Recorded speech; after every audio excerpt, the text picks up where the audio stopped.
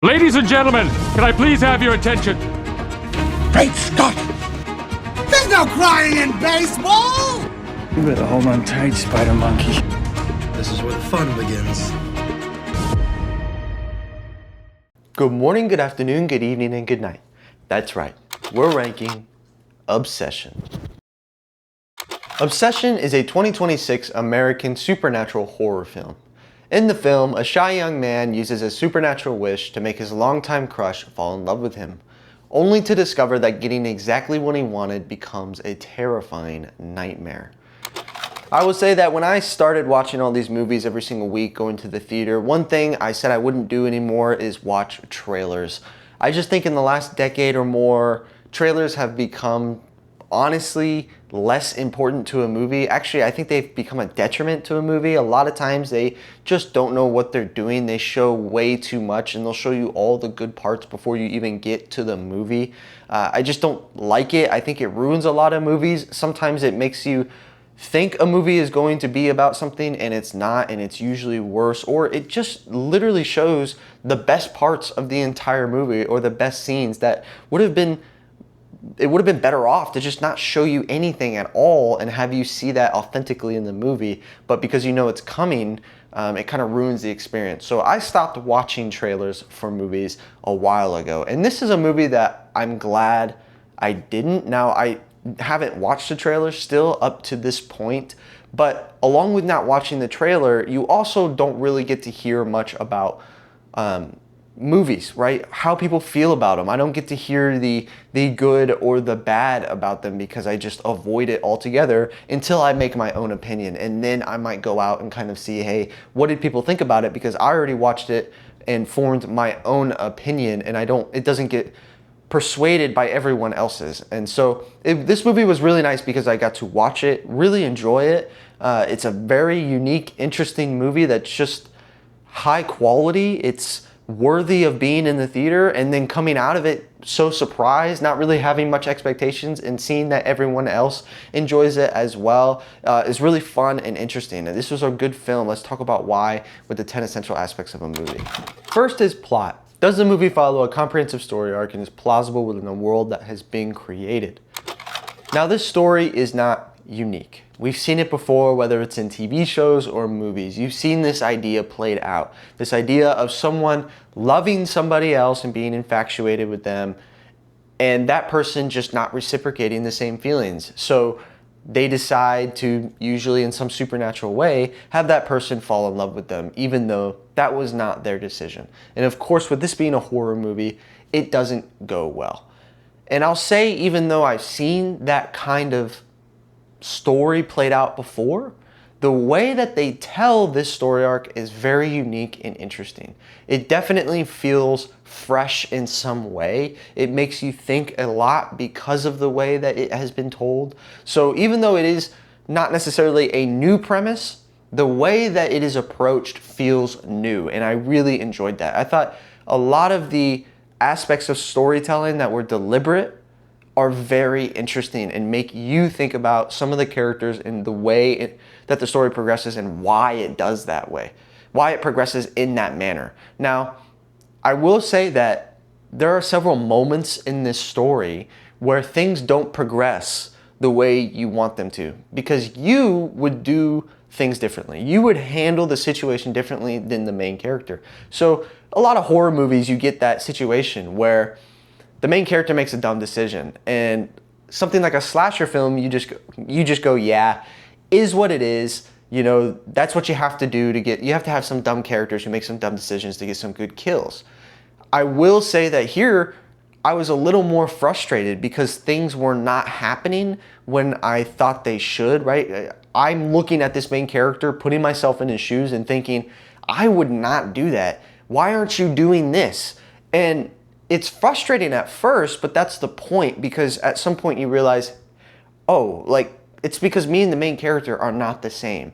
And I really like that about the way they told this story, was it's not just this traditional, put yourself in the main character's shoes. In fact, you kind of step away. In the beginning, you feel for him, and you do. But then you step away at some point and you go, yeah, the main character and I are not the same. And so now I'm really analyzing his decisions, because every time he does something or doesn't do something that I would have done or wouldn't have done, it just adds more to me thinking about that character. And I'll get a little bit more into how that, makes the audience feel in cinematography. But I liked the way that this story was told. Those kinds of aspects make it feel very unique. It's done very well. Second is attraction. Does the movie have an interesting premise with a high entertainment value? I definitely think it has a high value. I would say that this movie is worth watching in the theater. If you're not gonna watch it in the theater, then I would say make the right conditions at home. Have it be dark. Watch it in the setting that it deserves to be watched in, but I think it has a high value. It should be watched in the movie theater. I actually think that this is a film that is really fun to watch with a group of people. There are a lot of horror films that you don't necessarily need to watch with a group of people. In fact, it's actually more unsettling if you don't. I think this one is just more of a good time. So it is a horror movie and it's a well-made one. So of course, horror fans are going to love this film and should watch this movie. If you aren't a horror fan, I am not necessarily a horror fan. However, if you like well-made movies that have a purpose, that make you think, then you could enjoy this movie if you can tolerate the horror aspect of it. I mean, my heart rate was pumping during this movie. It does a good job of making you feel nervous, making you wonder what's gonna happen, but that's also the enjoyable part about it, is that it's crafted well. So if you're not into horror movies, I think get a group together and watch this movie. I think you'll have a good time. Third is theme. What message or truth is a movie trying to convey? So I would say, I'm gonna talk a little bit about the theme, but it's kind of spoilers, and I feel like some of the interesting parts of the movie that I want to talk about in this review are going to be kind of spoilers throughout the rest. So if you have not watched this movie and you've gotten this far in the video, one, thank you. But secondly, just go watch it. If you plan on watching it, go watch it and then come back and maybe give me your opinion about what I'm going to talk about. But that being said, getting into theme, this is a really interesting movie that gets you thinking about morality of decisions and about the characters themselves, right? It seems like it should be fairly cut and dry from the beginning of this movie, or just from an overview of the movie, but I like the way they handle the situations, right? You think that, okay, the main character should handle this situation in a certain way, but then he continues to not do that, and it really starts to show the true nature of the main character, right? You would find this movie and think, okay, it's gotta be, about whatever is controlling this woman. That's gotta be the evil part here. But really the film goes through, and through the decisions, you start to realize, oh, the evil person is actually the main character.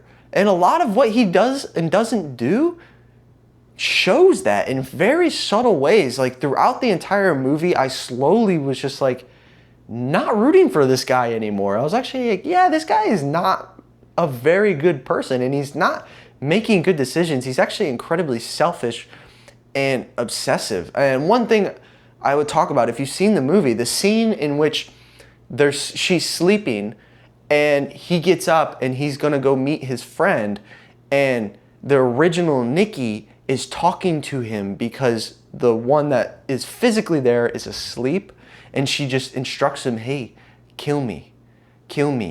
And he, rather than grasp at this opportunity of like, hey, you're talking to me, we have this moment where I can speak to the true Nikki and maybe learn something about this creature, or maybe learn about how can I save you? Do you know anything? He just takes the moment to sit there and say, what's so bad about being with me? And she says, I am not with you. I've never been with you. I love that moment. I think that moment to me is the absolute flip. There's several other moments where you're thinking, what are you doing? And the main character starts to slip as far as just not being this really good guy or good person, and you're not really thinking about it anymore. But that moment, I mean, I get chills thinking about it. It was so good, because I thought, what kind of response is that? And that response is someone who's just incredibly selfish. This is somebody who's so obsessed with this person that they would rather them not even really exist. They just would rather date this shell because that's the only existence in which they're actually dating. I just really like that scene in that moment conveying this theme of obsession, and where you're starting to, you know, question these main characters. I like it. There's just so many other aspects of this movie. There's so many scenes and decisions that are made or not made that you could talk about all day. What does it mean? And what does that mean about human nature or morality? And what was the right decision? What is the wrong decision? How do you feel about this character? I really enjoy that. That's what this movie does, is it gets you talking about the movie itself and some of the decisions made or not made. It's really well done. It's such an interesting theme. It's a movie that I think I will definitely enjoy talking to many people about and hearing what they got out of it, because I can guarantee you so many people got so many different lessons that I didn't get from watching the movie. Fourth is dialogue. Is there a real feel to the conversations?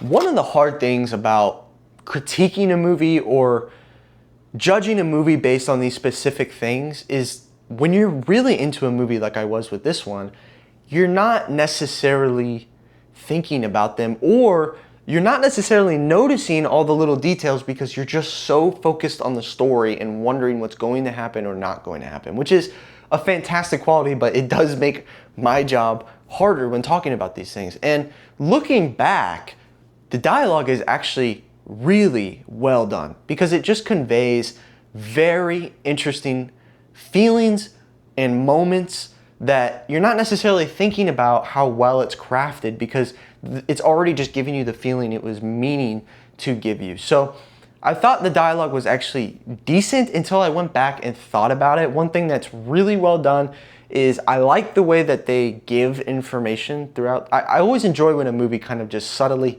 gives you things through conversation throughout the movie and lets you put the puzzle together in your mind on your own. And that's what this movie does. It gives you moments of dialogue where characters say something and you're like, that was weird. Or they say something and you go, oh, I didn't know that. And it just adds to the character, and you're slowly building what you know about them throughout the entire movie until the end, in which you've now kind of made a decision about this character, or you just feel equipped to. But they don't just give it to you all at once, or they don't save it and wait till the very end and then give you everything. This movie does a good job of giving you information throughout little conversations throughout the entire movie.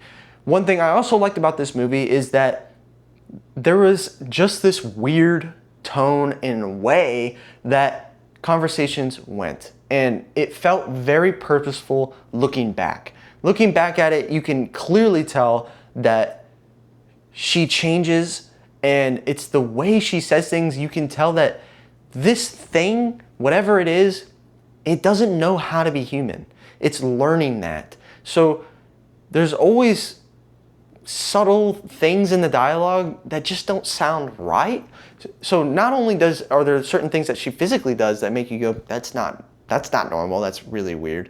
It's also the way that she talks that's like, yeah, this is odd, you're acting really weird. If somebody talked like this in real life, I would be really suspicious about them, which is just a really good quality, and it takes time to write it that way. But the way she talks and interacts with the main character also is always weird, and I feel like that plays into the dynamic of this movie because they're not supposed to be together. And so he's not dating her. He is dating something that he forced upon the world, and now it's trying to be something that he wants, but it doesn't really know how, and he's kind of trying to accept it and take it, but he also doesn't know how to deal with some of the problems that it has. And that just never goes away. The whole movie is just them kind of not being quite right, and the conversation's always being a little bit weird. It's just something that, looking back, I thought, you know, I feel like that played a part into my feelings a lot more than I thought. So the dialogue is really well done. It seems crafted to make you feel a certain way throughout the entire movie. Fifth is acting. Are the characters convincing? Now, there isn't a whole lot of characters throughout this whole movie, right? So I'm just gonna stick to really the main ones that I felt stood out. Now, Indy Navarrete, hopefully I said that right, she plays Nikki in this movie. Fantastic. fantastic. I mean, she makes this whole movie, really. She's such a standout. You don't even question it when you're watching the movie, but looking back, she did so many things that if you had to act that way yourself, I just don't know if people realize how hard that would be. She just does a fantastic, when she is on screen, you are looking at her, you are concerned about her, you are asking in your head what is going to happen next. She's great at just delivering lines. She does a lot of these like physical body movements that are just creepy, and she does a really good job with all the line delivery, all the faces that she has to make. I'll talk a little bit more about that in cinematography. There's some shots that are just long, and she just does a good job of making you feel creeped out, and you're convinced that this person isn't really a person anymore. And I give her a lot of praise for that because it was just so seamless. Especially in the moments in which the real Nikki comes back and she has to, in a second, go back to, okay, if the actual Nikki came out and had to react to this, how would she react? And she does so good at just switching that on and then switching it off. It's so convincing. It's really creepy. She deserves all the praise that she's getting for this movie. You could tell she put a lot of effort into it, and it was just seamless in the movie. You were so convinced that she was the monster that was taking her place, and she was the nice girl when that monster wasn't there. Now, Michael Johnston as Bear, though I don't think his role is kind of opposite. It's this lack of energy. It's this person that is just kind of awkward and low and depressed and dealing with this situation and freaked out, but also trying to accept it in some way and take advantage of it. He does a really good job with all of those feelings, making you feel like he's very awkward in the way he handles it. And their chemistry together is really good. Of course, I praise the dialogue. I thought it was written really well, but I also think that their chemistry works really well because of that. But then they also just interact in a way that feels genuine and feels awkward throughout a lot of the movie. So these guys, they deserve a lot of praise. They are great actors. I thought their characters were just very convincing. 6 is cinematography. Is there a creative use of lighting, setting, and wardrobe to convey emotion? I will say that the setting and wardrobe of this movie is not necessarily noticeable. They don't really go a lot of places. They don't really change a lot of outfits. It's not something that my eye was necessarily catching, but that's because the movie wasn't really about that, and it doesn't hinder the movie in any way. I mean, you're just so concerned about everything else. You couldn't care less about any of those aspects. Now, the movie does have, just because it is limited in settings, it does have a lot of interesting shots, and that's what helps keep it fresh. There are settings that you get to see kind of a different aspect or viewpoint that kind of helps and keeps it fresh. But there's a lot of interesting shots in this movie. And I'll say one of the things I noticed the most is this willingness to kind of stay on one shot longer than you want. It makes you very uncomfortable and very tense. To me, this is not a scary movie in the sense of, I'm gonna be scared of the coat hanger that's in the corner of my room because I watched this movie. This is a movie that just conveys this uncomfortable feeling throughout the whole thing. You just don't like it. You're wanting it to end. You're wanting the plot to progress and just be like, okay, move on to the next thing, please. You're hoping for moments of just ease. And I applaud the director for not giving that to you very much at all, because he is pretty much uncomfortable the entire movie. And so he kind of keeps you uncomfortable the entire movie. And the moments that you do feel like you have reprieve, you're kind of on the edge because you don't know what's gonna happen. You're worried that something's going to happen because this person is just so crazy that nothing is out of their capabilities. You're like, oh, they could, come around the corner. And so even at the moments where it feels like, hey, this should be a moment where the character and I can breathe, you kind of can't because you're just so nervous. And I really enjoyed that. I thought it was really well done. The director made a lot of good decisions to keep everything tense and new. I will point out specifically, there's two shots that come to mind. There's one shot where he leaves for the day and she just stands there and she's not going to move, right, for the whole day. And that moment where he leaves and it just sits on her face so long. It is so uncomfortable. I was in my seat at the movie theater and I had to look away at some point. It's like, stop looking at me. I don't want to look at you anymore. Please cut. Please move to the next scene. It's so uncomfortable and I love that. It was just such a good aspect. And then the scene in which he is talking in the car and it's going back and forth and back and forth.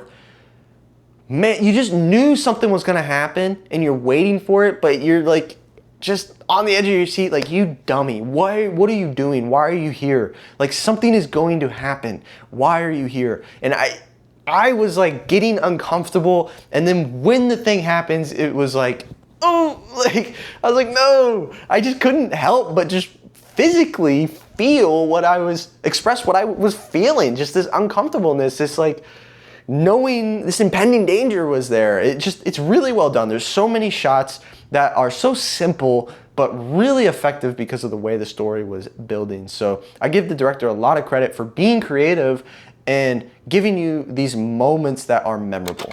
Seventh is editing. This is all about the pace of the movie. The movie is an hour and 49 minutes long. And I'll say, I honestly thought it was a little long. On the first watch, it really wasn't that bad.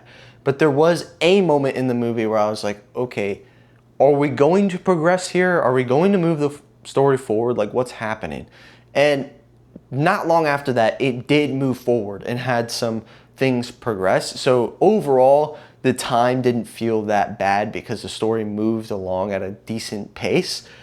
However, I think on maybe a second watch or a third watch, it's going to start to feel a little long. It's not the end of the world. I think some of that is the purpose of just making you feel uncomfortable because you're padding this time and you don't really know what's going to happen. But I do think it could have been maybe a little shorter and been better, but I really don't have any complaints about the runtime. Eighth is soundtrack. Now, like I said before, some of these aspects are honestly hard to notice when you're really into the movie. And this one was hard, but this is one that constantly I just don't ever notice. And I think most of that is movies don't really do that good of a job of making it feel, unique and have this different impact on the movie. They don't utilize music that much. I'll say this movie does it in a kind of subtle way. I didn't really notice, but there's a lot of times where there is a beat in the background that is kind of just almost telling your heart what to do. Like, it is just sitting there subtly, so quietly in the background, just making noise, kind of causing this eerie feeling, especially all the tense scenes. So it has moments that it's a very typical horror movie and has very typical music in it, but I do think that there's some interesting sound design here that helps kind of keep your heart racing and make you nervous. Ninth is directing. Now, I feel the director is in charge of the previous 8 aspects. They're the ones that have to put it all together, give it their stamp of approval, and make a really good movie. Now, the director of this movie is Curry Baker, and I wanted to give him a special shout out because not only did he direct this movie, but he also wrote it and edited it, which I just think is really interesting. That's hard to do. I mean, he was in complete control of this movie in a lot of ways, and I really respect that he put so much effort into it, was able to not only come up with the story and write all the characters, but then he's the one that directed it. But then on top of that, he took the time to edit the movie and make sure it was presented in the way that he wanted it to be done. He's also somebody that maybe you have seen him before doing some sketches.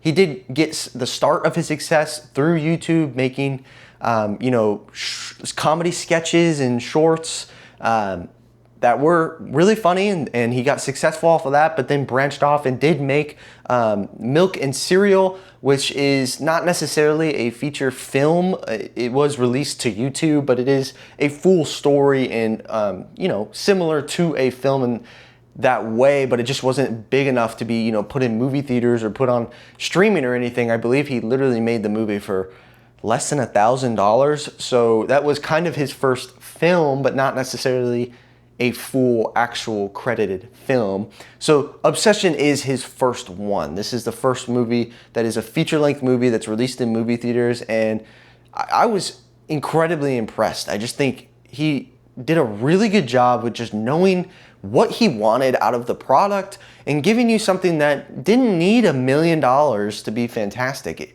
It was just good at conveying emotion where it needed to, and was purposeful with its shots, with its storytelling, purposeful with not telling you too much so that you do have to ask questions, you have to make assumptions in some places and answer them in your mind, and that helps give it a uniqueness to where everyone's going to think a little bit different about different things and find motives that maybe he didn't even intend on having in there, but people found it, and it makes sense. Like there's just so much to talk about with this movie, and I love that. I think that shows a lot of talent when you can make a movie that people are just going to talk about and have all of these different opinions on it because it's crafted so well that you have to answer some of the questions on your own, and it's interesting enough that you want to. So I just wanted to shout him out as like kind of this special case as a director, just making something that really should never be in this place, you know, like only the rich or the, you know, you got to know somebody to be able to get into this place. But this is just someone that, you know, capitalized off the moment in which he used his talents and was rightfully, you know, recognized and popular, and then took advantage of that moment and just rode with it and added to his creativity and just absolutely deserved to be here making this movie, and it shows with all the praise. So I wanted to give him praise myself. I really look forward to all the other movies that he's going to make in the future. 10th is Time. Will it stand the test of time? I think it will in a sense. It's just a solid movie. It has a lot of things that go well for it, but they go well in a timeless manner. Like, it doesn't matter if you watch this movie 40 years from now, those same aspects will still be good. The dialogue will be good, the acting will be good. I don't know if it'll necessarily stay in people's minds except maybe horror fans. I do think that, you know, it'll kind of move on. It's not going to become this cult classic or anything, but some people, it will stick with them, and in time, I think it will always stay a good movie. Now for the review section. Rotten Tomatoes critics gives it a 95. The audience gives it a 94, and IMDb gives it an 82. I'm definitely closer to that 95, 94 range. I do think that's a little high. I would probably put it on the low 90s. I think this deserves to be an A. I think part of that is kind of the backstory of it, just what's involved, how small of a production it was. I just think that that's all really cool, and to get such a good product out of doing that just deserves, I think, to add to the score here. It's a great movie that does what it's supposed to do and be compelling and have you feel feelings that you're supposed to feel and ask questions that need to be answered but aren't, and you have to answer them yourself. Like, there's just so many aspects that are really well done that make for it to be an overall high quality film. The thing I think it is missing is just, you know, it's the genre it's in. It's kind of restrictive in that sense. That's okay. That's what it was going for. It was always going to be restricted by that. I think that's all right. There's just very, very, very little horror films that are considered these classics that everybody has seen. That's just an incredibly narrow place to be in, especially for something like a horror film, because that is so specific to a certain genre of people that like that.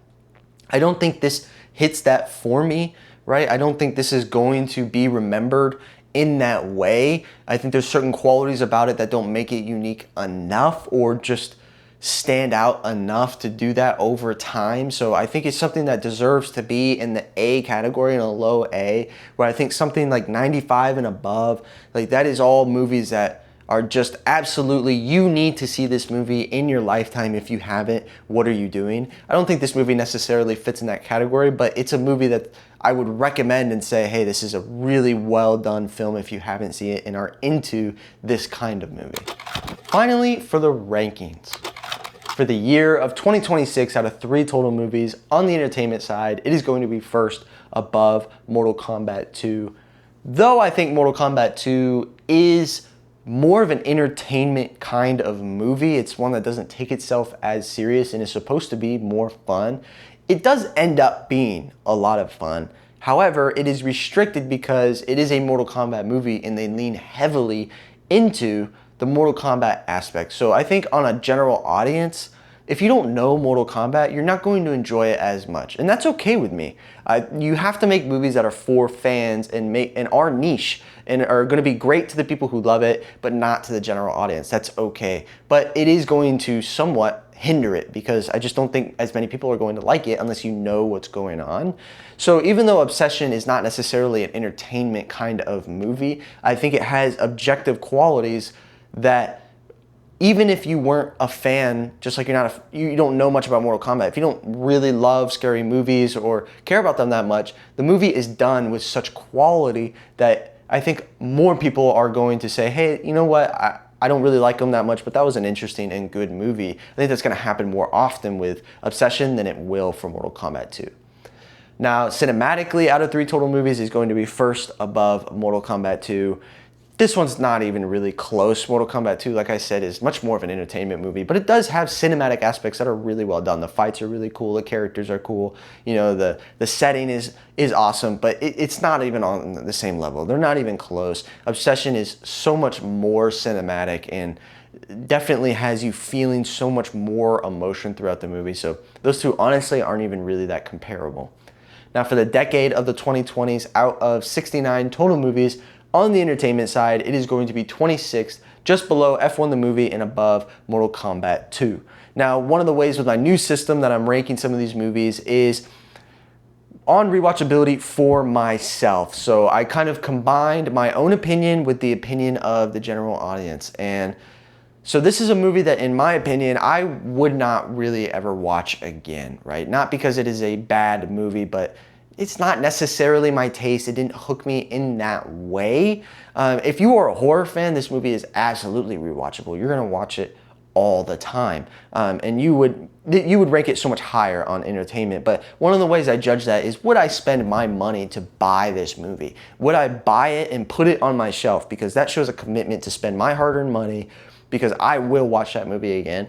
This is just not that movie for me. I don't think I will. I'm not going to buy it. I didn't like it that much, even though it's a movie that I would recommend to people and say it's a great movie. It's just on the personal side, I don't love it that much. So I have it below F1 the movie. That's a movie I also wouldn't buy. However, I do think that on a general audience scale, people will enjoy that movie more, even though I don't necessarily think it's more entertaining one way or the other.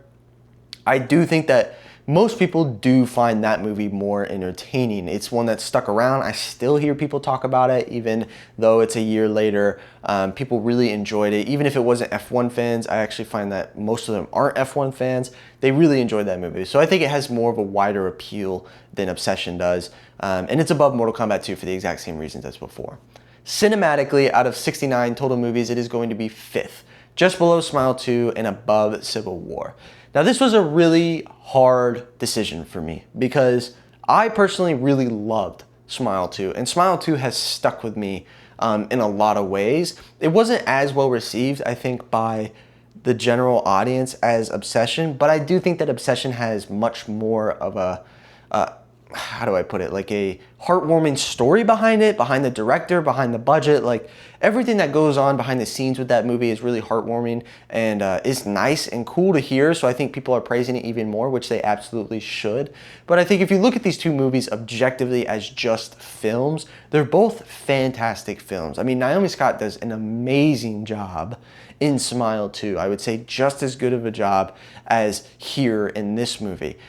But they both have their cinematic shots. I think the difference here for me, the one that kind of separated the two, is I don't think that this movie is going to have the rewatchability because of the way the story unfolds. Because you know where the story is going, you know the end, it's not as interesting, which you could maybe argue is not necessarily an aspect of cinematography, but these movies are so close and they do so many things so well done that I have to be really nitpicky. And the thing that stands out in my mind for Smile 2 is that you can know exactly, in fact, before you watch this movie, you probably knew where it was going, but it didn't matter because the story is about the process of getting there. Where Obsession, I think, was more about the process was there, but you were wondering, how is this gonna go? where is this gonna go? And now that you know where it's gonna go, I don't know if it's going to be as good. And I say that in comparison to Smile 2, where I think it will always be just as good as it was, because it was never about where it's gonna go. In fact, you probably knew where it was gonna go. It was the process of getting there that is so well done, and you're rewatching it for that process every single time.